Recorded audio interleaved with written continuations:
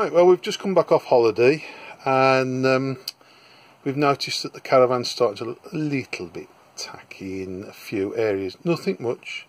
We've done a few little running repairs last year, changing the tap, changing the toilet seat, but we've got a few little areas where the paint, well, it's varnish actually, has got chipped around the edges and is actually going brittle. So today I'm going to show you how you can make it look a bit better. This is how we're going to do it. The table here, as you can see, has got like a stained beading across here, and look, you can see little bits, and it comes off too easy. It's not very good at all. It's gone brittle and old, and you can see as you go around, it just lets the show down. The Caravan generally is in lovely condition. I mean, it's 14, 15 years old, and it really does need improving. Now, like all Blue Peter programs, here's one I did earlier. That was worse than that one. If I show you the sink, that was just chipped awfully. Now, a lot of people, not a lot of people, a few people have said to me, you can't stain it, you can't this, because when you sand it down, it's like a fibre, it comes up all horrible. See? All this here, beautiful now. It's like a fibre, and it looks terrible. So I thought, what can I use? And I will show you.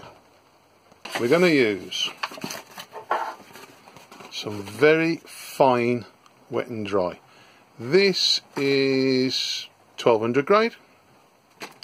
I'm using a Harris triangular brush.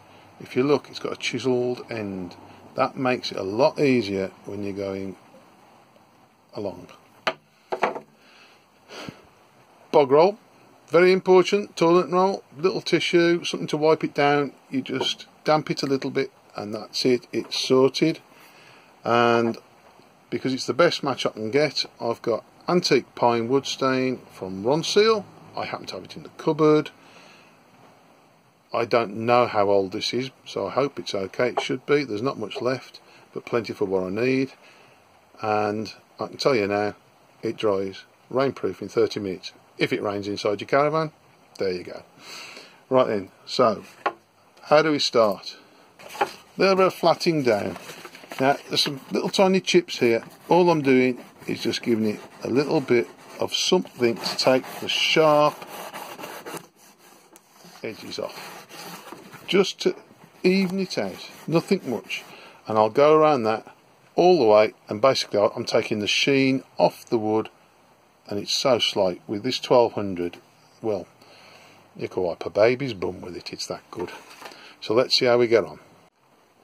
I've given it a little bit of a sand. It's nothing much, as I said to you, but this is how I'm going to do it. Now then, for all you painters that say, oh, I can't paint edges, don't worry. A little simple trick will put you all right. Now, I'm only putting this coat on quickly.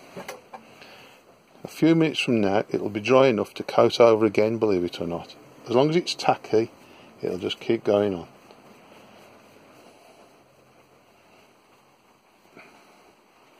Sorry if I'm missing some of this for you, but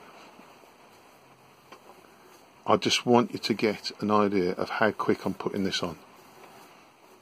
The first time I did this, about an hour ago, I was so careful, and it took me ages to go around the sink.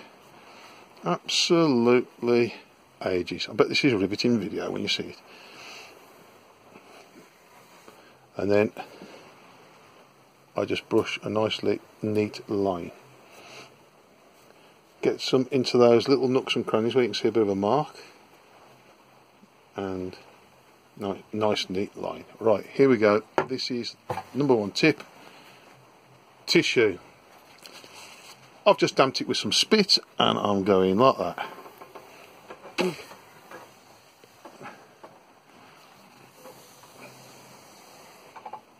Nice clean edge. Bit there. Does that look better? Well, I don't know about you, but I think it looks bloody grand. Now that end, you can see, is still looking a bit rough. We'll give that another little blast in a minute when it's had time to dry. This end's cleaned up quite well.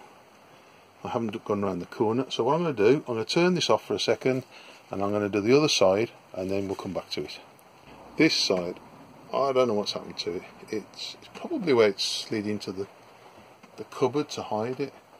It's a bit rough, so let's see if we can make that look any better. The finished edge, that's 3 coats, miles better than it was before, and that's the worst side.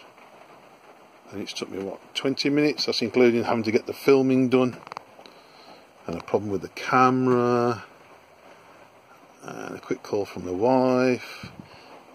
So if I can do it, why can't you?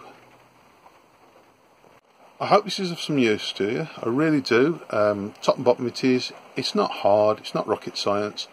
It's quick and dirty, and it has the desired effects.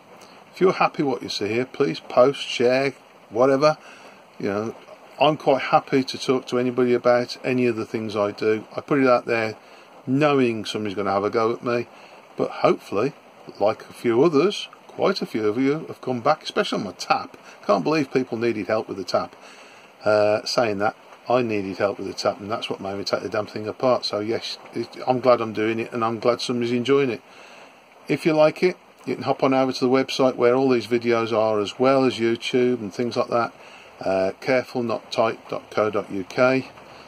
It's just my little blog, a little thing about holidays, camping, motorbikes, cars, just everyday things that a retired old fart like me enjoys doing. And if you're like me, why don't you do it? carefulnottight.co.uk. Thank you.